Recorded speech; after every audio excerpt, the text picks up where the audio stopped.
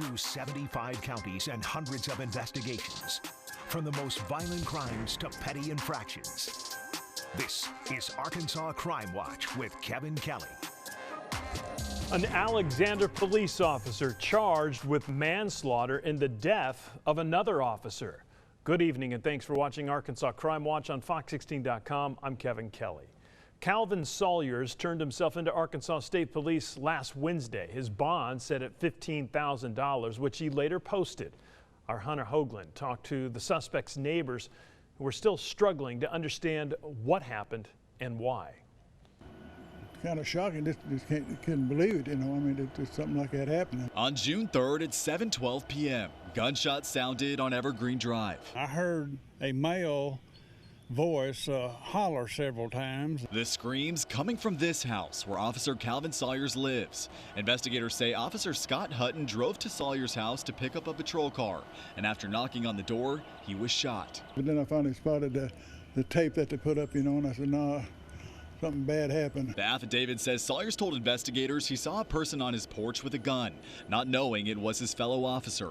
He fired through the door, hitting Hutton in the chest. I hate to see anybody get hurt, you know, get killed. Robert Hewitt has lived off Evergreen Drive since 1986. He's never seen as many flashing lights on this street as he did on June 3rd. It's unusual have something like that to happen in the neighborhood. Alexander Training Sergeant Matt Wharton told investigators that Sawyers told him when riots broke out in Minneapolis that if protesters came to his residence, he would, quote, shoot through the door. I hadn't spent much time around him, just maybe half a dozen times I talked to him. He seemed like an all right guy to me. Ultimately, investigators concluded Sawyers acted recklessly and he is now facing charges in the death of his fellow officer. Sawyers has been an officer with the Alexander Police Department since 2017. We did reach out to him as well as the department to try and get a comment. We have not heard back. One brother is dead and another fighting to fully recover after a shooting in DeWitt. It took place on the 4th of July. Now 4 people are facing charges in connection to the murder. The family of John Jones and his brother Dayton want justice. They say their focus is now on Dayton, who is still in the hospital. They're hoping he can come back to his 4-month-old baby soon. All of this shooting and going on, killing, it didn't have to be. John was a good person. He had his ways, but he was a good person. The 2 were shot in the Piggly Wiggly parking lot. DeWitt police say it cannot confirm what led up to that shooting. The brother of Little Rock Mayor Frank Scott Jr. arrested this week after police say he stole a car with 2 children inside. Darrell Scott is facing a charge of theft of property and 2 counts of kidnapping. He was in court earlier this week and given a $100,000 bond.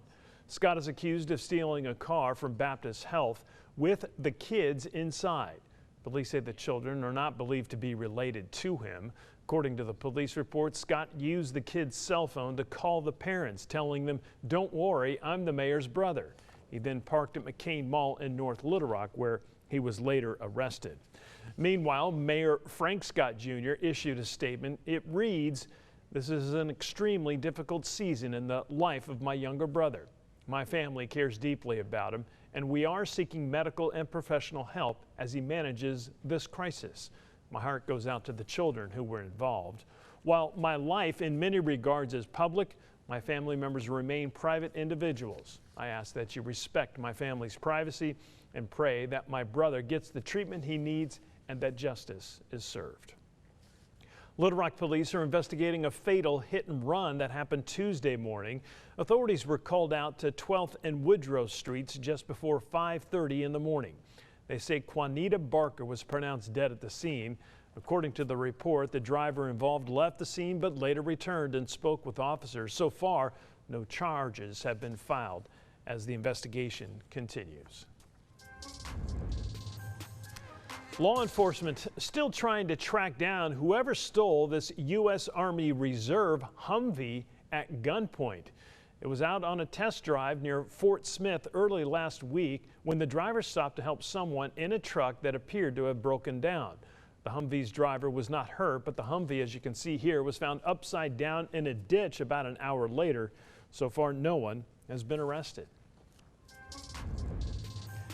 In Helena, West Helena, police continue to investigate a shooting that left one person dead and several others injured. The shooting happened last Sunday night in a beauty parking lot following a 4th of July gathering. Police say as people were leaving, shots were fired. 4 people were taken to the hospital where one of them died. 3 others were flown to a Memphis hospital. The other 2 were treated and released. So far, no one has been arrested. Hot Springs police arrest a man after a body was found in a car on the 4th of July. 20-year-old Christopher Gibson is now charged with murder, aggravated robbery, and theft by receiving. He's accused of shooting and killing 23-year-old Tristan Smith. Gibson is being held without bond. Police in Pine Bluff arrest a man in connection to a recent homicide. Kevin Kimball was taken into custody in connection to the death of Cedric Sloan. Sloan was shot and killed on Rosswood Colony Drive on July 6th. Kimball was booked into the Jefferson County Jail for first-degree murder. This, by the way, is the city's 14th homicide of the year. The Arkansas Fire Marshal's Office is investigating a fire at a bar in Mablevale that happened earlier this week. The owner of Missy's 19th Hole Bar and Grill tested positive for COVID-19, and she warned all customers on Facebook. 24 hours later, her restaurant went up in flames and someone spray painted the words COVID House in big red letters on the entrance. I don't know. It's just horrible. I think it's sorry for someone to come in and think they're going to take control of something that they have no part in, to make it this far and then someone burn it down. It makes you wonder in life, what are we supposed to do? Nickel remains quarantined and can't go see the damage for herself, but is already looking at how to rebuild. It's kind of scary. I got little children. It's not safe. North Little Rock police still investigating a shooting that left 3 people injured. It happened last weekend at the Shorter College Garden apartment complex on North Beach Street. Hunter Hoagland talking with concerned tenants shortly after those shots rang out.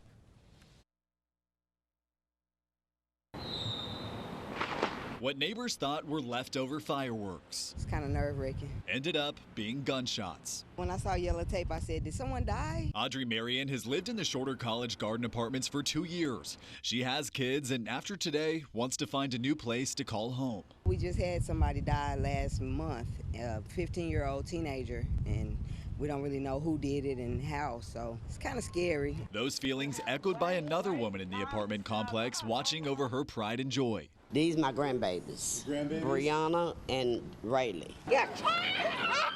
Carolyn Edwards says their family will be moving the Laughter inside after word spread about the shooting that sent 3 to the hospital. It is scary out here, so you have to be cautious when you come out. Right now, we do not have any suspect information, so if there's anybody out there that's seen this, we'd love to hear from you. 758-1234. Both women say after today, they hope to see more officers around. Time out, time out, time out. Keeping these little ones safe until the shooter is arrested. Ain't too much we can do but just call on God and ask the police to try to be out here to protect us and save us. And if you have any information that might help investigators with the crime, you're asked to call the North Little Rock Police Department. Tonight's Mug of the Week goes to this man, Cedric Charles Cooper Jr., the 47-year-old booked into the Pulaski County Jail on July 8th on a slew of charges. They include possession of a controlled substance, drug paraphernalia, contempt of court, failure to appear, and failure to comply. His bond set at $10,000. As we leave you, here's a look at Arkansas's most wanted. We want to remind you all of the suspects you've seen tonight are innocent until proven guilty in a court of law. Remember, if you have any information on any of these cases we talked about tonight, you're asked to call your local police department. Thanks for watching Arkansas Crime Watch. I'm Kevin Kelly. Be smart, be safe, and if you see something, say something. I'll see you tomorrow night on Fox 16 News at 5:30 and 9.